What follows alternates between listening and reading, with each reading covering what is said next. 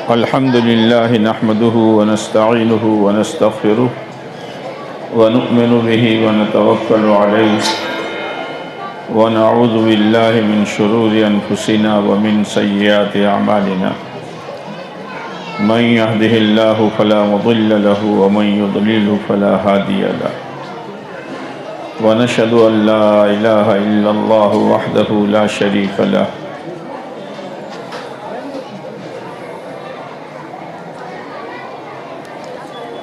ونشهد أن سيدنا ومولانا محمدا عبده ورسوله صلى الله عليه وعلى آله وسلم تسليما كثيرا كثيرا أما بعد فأعوذ بالله من الشيطان الرجيم بسم الله الرحمن الرحيم اقرأ باسم ربك الذي خلق خلق الإنسان من علق وقال الله تعالى وأن هذا صراطي مستقيما فاتبعوه ولا تتبعوا السبل فتفرق بكم عن سبيله وقال النبي صلى الله عليه وسلم الدين النصيحة أو كما قال عليه الصلاة والسلام.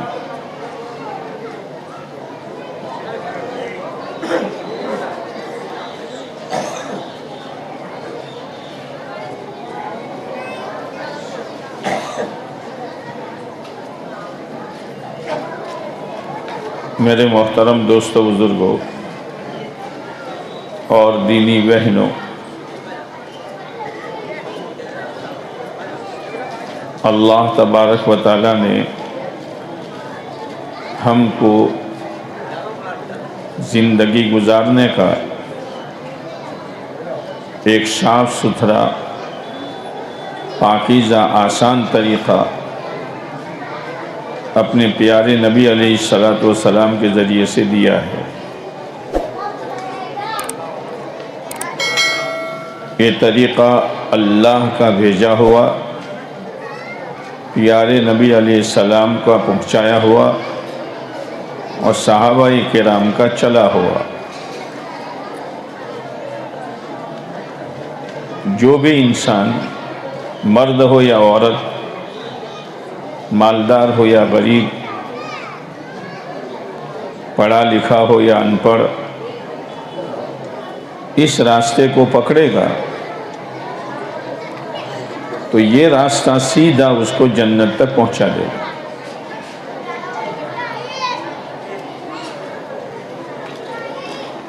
اسی لیے آپ علیہ السلام سے پوچھا گیا کہ صراط مستقیم کیا ہے؟ ہر ایمان والا، ہر ایمان والی عورت، ہر ایمان والا بھائی ہر نماز کی ہر رکعت میں اللہ سے صراط مستقیم مانگتا ہے، اہدنا الصراط المستقیم۔ لیکن صراط مستقیم ہے کیا؟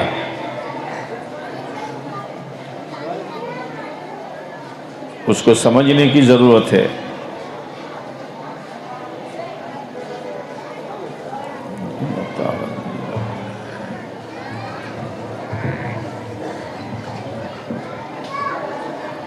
صراط مستقیم کیا ہے، اس کو سمجھنے کی ضرورت ہے، اور اس کے سمجھنے کے لیے علم کی ضرورت ہے۔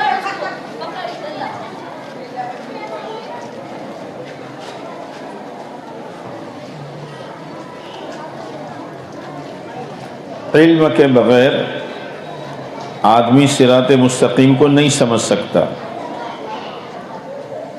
اسی لیے اللہ کے نبی علیہ السلام نے فرمایا علم کا سیکھنا، علم سے مراد دین کا علم، علم کا سیکھنا ہر مسلمان مرد عورت پر فرض ہے۔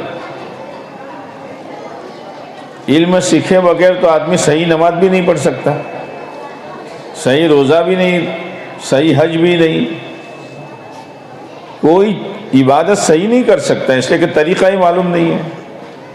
کوئی آدمی گاڑی سیکھے بغیر گاڑی چلائے گا تو منزل تک پہنچے گا؟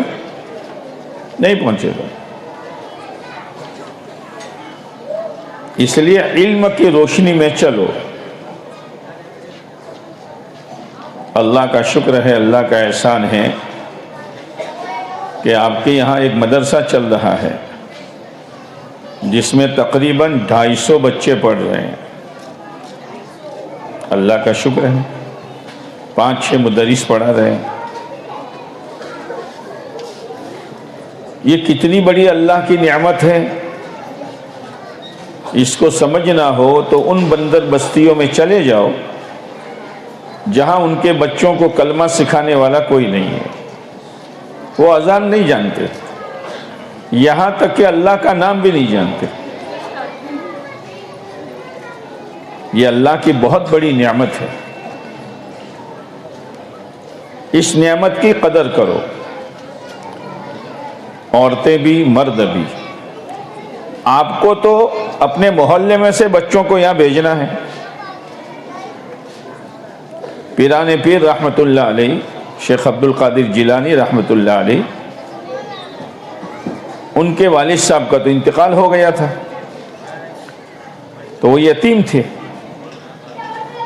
لیکن ماں بڑی نیک تھی۔ عورتیں اگر نیک ہوتی ہے تو ان کی نیکی کا اثر اولاد پر زیادہ پڑتا ہے، باپ کی نیکی کا اثر اتنا نہیں پڑتا، اس لیے کہ بچہ ماں کے ساتھ باپ کے مقابلے میں زیادہ جڑا ہوا ہوتا ہے۔ اسی لیے صبح بچہ اٹھتا ہے تو آنکھیں بعد میں کھولتا ہے، زبان پہلے کھولتا ہے، اور زبان کھول کر یوں کہتا امی چائے۔ کبھی سنا ابا چائے ہے بھائی؟ اس لیے کہ وہ جانتا ہے کہ ابا کو بھی اس وقت ملے گی جب امی دے گی، ورنہ بیٹھے رہو۔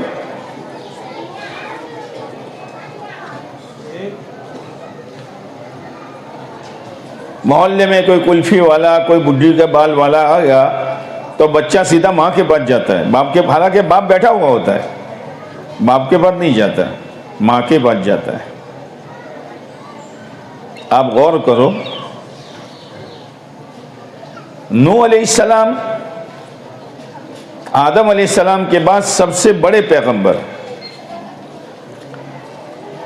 لیکن ان کی بیوی ایمان نہیں لائی تو اس کا اثر بیٹے پر پڑا۔ کنعان نام کا بیٹا تھا، نوح علیہ السلام نے بہت سمجھایا، اخیر تک سمجھایا کہ بیٹا تو دین پر نہیں ہے، میری شریعت پر آ جا اور یہ بے دینوں کا ساتھ چھوڑ دے۔ جیسے ابھی سمجھایا جاتا ہے، جماعت والے آتے ہیں آپ کے پاس، بھائی نماز پڑھ، بھائی رمضان آ رہا ہے، رمضان کی قدر کر، حلال روزے کی فکر کر، شریعت سنت پر چل، شادیوں میں دھمال مت مچا ورنہ خدا کا عذاب ہے، دنیا میں بھی ہے آخرت میں بھی ہے۔ اس اللہ کے عذاب سے بچنے کے لیے اور صراط مستقیم پر چلنے کے لیے 2 چیزوں کی ضرورت پڑتی ہے۔ جیسے کوئی آدمی گاڑی لے کے جاوے تو 2 چیزوں کی ضرورت پڑے گی، ایک تو راستہ اچھا ہو اور ایک گاڑی کا انجن مضبوط ہو۔ اگر گاڑی بالکل نیو ہے، ابھی چھڑائی ہے، لیکن راستہ صحیح نہیں ہے، آدمی نہیں چل سکتا۔ راستہ صحیح ہے لیکن گاڑی میں وہ طاقت ہی نہیں کہ وہ چلے۔ ایسے ہی میرے بھائیوں، میری بہنوں، صراط مستقیم پر چلنے کے لیے، اور صراط مستقیم کیا ہے میں ابھی آپ کو سمجھاتا ہوں۔ صراط مستقیم پر چلنے کے لیے پہلے اندر میں ایمان کی طاقت چاہیے، اس لیے کہ ہر چیز اپنے اندر کی طاقت سے چلتی ہے۔ میں بول رہا ہوں، مائک میں سے آواز آپ کے کانوں تک آ رہی ہے تو یہ اسٹینڈ بول رہا ہے کہ اندر کا کرنٹ بول رہا ہے؟ بولو نا، اصل اندر کی طاقت یہ ہے۔ یہ لائٹیں جل رہی ہے، تو یہ کاٹ جل رہا ہے کہ اندر کا کرنٹ جل رہا ہے؟ بولو نا. ہر چیز اندر کی طاقت سے چلتی ہے. ایمان والا بھی صراط مستقیم پر چلے گا اندر کی طاقت سے. وہ اندر کی طاقت کیا ہے؟ خبرت نہیں. ایمان کی طاقت ہے. کیا ہے؟ ایمان کی طاقت ہے. یہ ایمان کی طاقت ایسی ہے میرے بھائیوں اور میری بہنوں کہ اگر ایمان بنا دیا اور ایمان بنانے کی محنت میں آدمی لگ گیا، جیسے ایک محنت ہو رہی ہے، معلوم ہے آپ کو؟ معلوم ہے کیا نام ہے اس کا؟ کہاں سے جمع کیا ہے؟ کیا نام ہے اس کا؟ دعوت و تبلیغ. یہ دعوت و تبلیغ میری اور آپ کی نہیں ہے، یہ اللہ کے نبی علیہ الصلوۃ والسلام والی محنت ہے. اس کو کرو. آپ علیہ السلام نے صحابہ پر محنت کی تو صحابہ کرام میں ایک طبقہ تیار ہوا 1.25 لاکھ کا. ہاں، اس محنت کی برکت سے.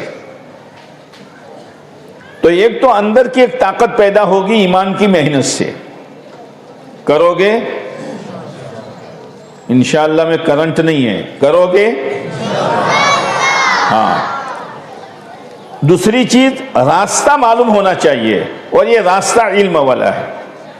آج ہر ایمان والی بہن کو معلوم ہے کہ مجھے سر کھلا کر کے نہیں چلنا چاہیے، مجھے چہرہ کھول کے نہیں چلنا چاہیے، مجھے جھوٹ نہیں بولنا چاہیے، مجھے غیبت نہیں کرنی چاہیے، مجھے گالی نہیں بولنی چاہیے، مجھے آپس میں لڑائی نہیں کرنی چاہیے. سب کو معلوم ہے کہ نہیں ہے؟ اور آپ کو بھی معلوم ہے کہ سود پر، لون پر رکشا نہیں لانی چاہیے، 2 ویل نہیں لانا چاہیے، 4 ویل نہیں لانا چاہیے. معلوم ہے نا؟ لیکن اندر کی طاقت کمزور ہے، اس لیے جاننے کے باوجود عورتیں آپس میں لڑائی جھگڑا کرتی ہے. سر کھول کر پورے محلے میں، بازار میں گھومتی ہے، حالانکہ حرام ہے. ایمان والی عورت کی اللہ کی یہاں بڑی قدر ہے. جو عورت اپنے گھر میں کھلے سر رہتی ہے اس گھر میں رحمت کے فرشتے نہیں آتے. پھر بازار میں دوا کھانے جاوے تو کوئی پردہ نہیں، کپڑا لینے جاوے تو کوئی پردہ نہیں، سبزی لینے جاوے تو کوئی پردہ نہیں. ایمان والی عورت کا یہ کام نہیں ہے. ایمان والی عورت ہمیشہ پردے کے ساتھ رہے گی. اس کے لیے علم کی ضرورت پڑے گی اور اس کے لیے ایمان کی طاقت کی ضرورت پڑے گی. یہ 2 چیزیں ہیں. صحابہ کرام کی زندگیوں میں یہ آ گیا، اندر کی طاقت آ گئی. جس وقت اللہ کا جو حکم آیا پورا کر دیا. دن میں 5 مرتبہ اذان ہوتی ہے. نمازوں کا کیا حال ہے؟ نمازوں کا کیا حال ہے؟ حالانکہ نماز چھوڑنا سب سے بڑا کبیرہ گناہ ہے، اور جس نے نماز چھوڑی اس نے اپنی روزی کی برکت کا دروازہ بند کر دیا. جس نے نماز چھوڑی اس نے اپنی قبر کو عذاب سے بھر دیا، اور جس نے نماز چھوڑی وہ پل صراط پر چلنے جائے گا تو 2 ٹکڑے ہو کر جہنم میں گر جائے گا. اتنی بھیانک چیز ہے. اور جس نے ایک نماز جان بوجھ کر چھوڑی تو اس کی سزا میں اللہ تعالیٰ جو اس کو جہنم میں ڈالے گا، سننا برابر، 2,88,00,000 برس تک جلے گا. وہ ہمت ہے؟ ہمت ہے؟ ہاں نہیں ہے. یہ عورتیں روٹیاں پکاتی ہے کہ تم پکاتے ہو؟ اللہ، کھانا کون پکاتا ہے؟ عورتیں. وہ روٹی پکانے کے لیے پہلے چولہا یا گیس جلاتی ہے نا، پھر اس پر توی رکھتی ہے نا. جب توی گرم ہو جاتی ہے تو بیلن سے وہ پیڑا بیل کر توی پر ڈالتی ہے. جب اس کا ایک پڑ تیار ہو گیا تو تو چٹکی میں لے کر پلٹ دیتی ہے. دیکھا ہے کہ نہیں دیکھا؟ خالی کھانا جانتے ہو. ہاں قدر کرو، قدر ان عورتوں کی قدر کرو. ہاں عیاشیاں مت کرو. شادی میں لاتے ہو تو اس کا حق ادا کرو، اور سب سے بڑا حق اس کا یہ ہے کہ اس کو دین سکھاؤ. کبھی تو کہو کہ آج تو نے کھانا بہت اچھا بنایا، آج تو تیل کم تھا، مرچ زیادہ تھا، نمک تھا نہیں، اور کھانے میں مزہ نہیں ہے. ایک دن پکا کے بتا تو سب مزہ آ جائے گا تجھے. عورت گھر میں آئی ہے، کوئی پرواہ ہی نہیں ہے. اولاد ہو گئی تو اولاد کی تربیت کر، اولاد کی دینی تربیت کر. اسلام نے کیا بتایا ہے تربیت کے لیے؟ کہ جب بچہ دنیا میں آوے سب سے پہلے اس کو نہلا دھلا کر پاک کرو.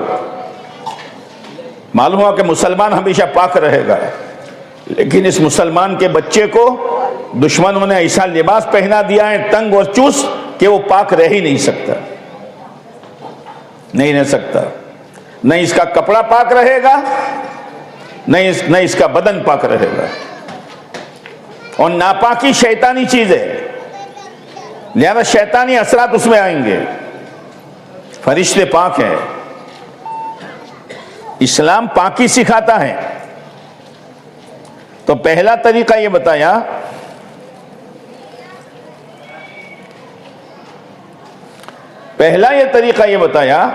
کہ بچہ دنیا میں آوے تو کیا کرو؟ اللہ کوئی نہ سوک رہ سکے نا، کیا کرو؟ خالی موتھو لاؤ، کچھ پتہ نہیں ہے. نہلا دھلا کر پاک کرو. تو اسلام کو پاکی پسند ہے. اپنی اولاد کو پاکی سکھاؤ. باپ کے سامنے بیٹا کھڑے کھڑے پیشاب کر رہا ہے اور باپ بولنے کے لیے تیار نہیں ہے. ایک عورت تھی، اس کی ایک بچی سی چھوٹی،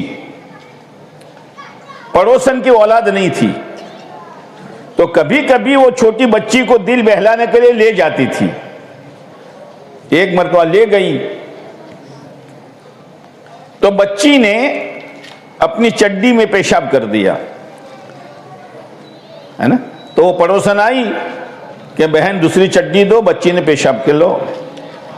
جب وہ ناپاک چڈی نکالی اور پاک چڈی وہ بہن پہنانے لگی تو بچی پہنتی ہی نہیں ہے، رو رہی ہے، بہت رو رہی تھی. تو آئی کہ بہن کیا ہو گیا ہے؟ تو پہنتی نہیں ہے کہ میری بچی نہیں پہنے گی اس لیے کہ میری بچی کو استنجا کرائے بغیر میں چڈی نہیں پہناتی ہوں.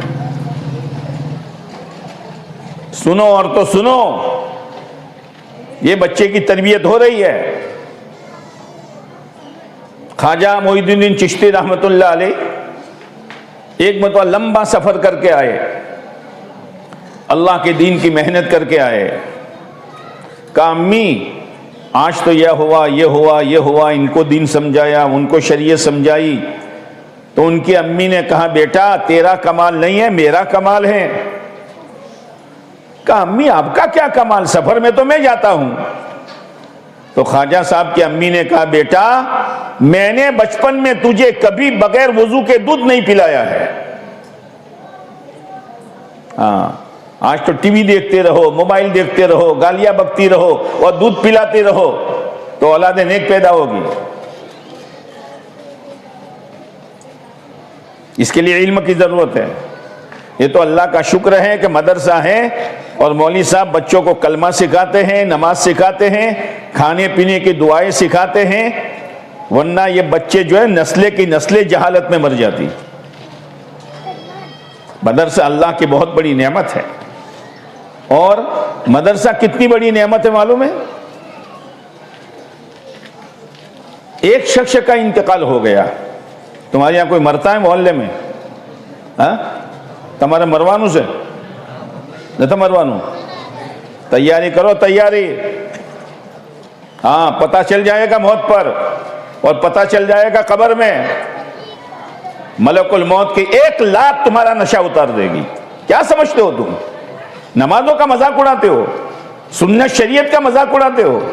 رمضان المبارک میں اللہ دیکھ رہا ہے اور ایمان والا کھاتا ہے پیتا ہے، لوگوں سے شرماتا ہے، خدا سے نہیں شرماتا۔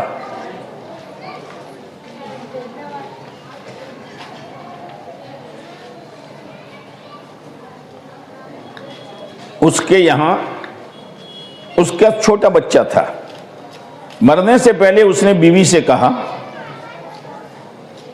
بڑا ہو جائے تو اس کو پڑھانا۔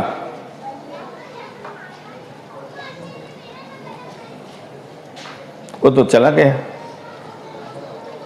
ایک بزرگ وہاں سے گزرے اس کی قبر کے پاس سے، تو بعض مرتبہ اللہ والوں کے دل پر اللہ چھپی باتیں کھول دیتا ہے۔ تو سوچا کہ بھئی قبر ہے، لاؤ کچھ فاتحہ پڑھ لوں۔ تو وہ اللہ والے فاتحہ پڑھنے کے لیے کھڑے ہوئے تو اللہ نے قبر کے حالات ان پر کھول دیے۔ یہ تو بہت عذاب میں ہے یا اللہ، چیخے مار رہا ہے تو اس لیے کہ زندگی صحیح نہیں تھی۔ دنیا میں تو پتہ نہیں چلے گا، مرنے کے بعد پتہ چلے گا۔ انہوں نے کچھ پڑھ کے بخشا، پھر چلے گئے، سفر میں جا رہے تھے وہ، بہت مدت کے بعد آئے، پھر اس قبر پر کھڑے ہو گئے قبر کے پاس اور پھر فاتحہ پڑھنے لگے۔ تو اللہ نے اندر کے حالات کھول دیے۔ یہ تو بہت مزے میں ہے۔ قبر جنت کا باغ ہے، جنت کا بستر بچھایا ہوا ہے، جنت کی کھڑکی کھلی ہوئی ہے، اور ماشاءاللہ۔ تو بزرگ کو تعجب ہوا کہ جا رہا تھا تو عذاب میں تھا، آیا تو رحمت میں ہے، کیا بات ہے؟ غیب سے آواز آئی، اس کا ایک چھوٹا بچہ تھا، یہ کہہ کر مرا تھا کہ اس کو مدرسے میں پڑھنے بھیجنا۔ جب اس کا بچہ مدرسے میں گیا تو مولوی صاحب نے بسم اللہ پڑھائی، اور بسم اللہ میں اللہ کے 3 نام ہیں، ایک اللہ، ایک رحمان اور ایک رحیم۔ تو غیب سے آواز آئی کہ اس کا معصوم بچہ مجھے رحمان کہہ کر پکارے اور میں اس کے باپ کو عذاب دوں، یہ میری غیرت کے خلاف ہے، تو اس کے بچے کے رحمان کہنے پر میں نے اس کو معاف کر دیا۔ او میرے بھائیو، بچے قرآن پڑھتے ہیں، تختی پڑھتے ہیں، سپارہ پڑھتے ہیں، دعائیں سیکھتے ہیں، یہ سب ماں باپ کے نامہ اعمال میں ہے۔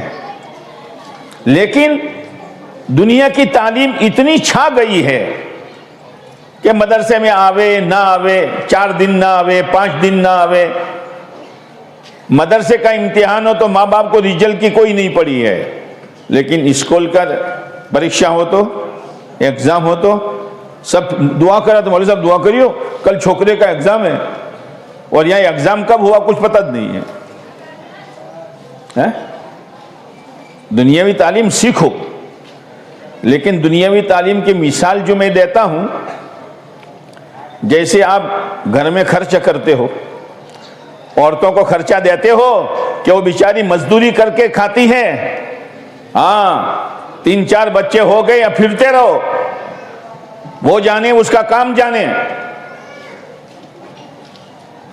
عیاشیاں کرتے ہو، پرانی بیوی کو چھوڑ دیتے ہو، کہاں سے پورا کرے گی وہ؟ قیامت کے دن جواب دینا بھاری پڑ جائے گا۔ ان عورتوں کی قدر کرو، گھر کو وقت دو، باہر وقت برباد نہ کرو۔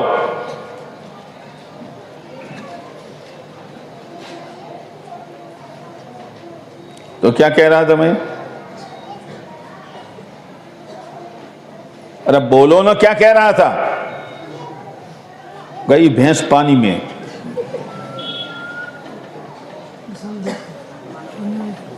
میں مثال دیتا ہوں دنیاوی تعلیم کے، جیسے آپ گھر میں گڑ لاتے ہو، شکر لاتے ہو، تیل لاتے ہو، مرچ مسالہ لاتے ہو، دہی دودھ لاتے ہو، لاؤ سو کے اندر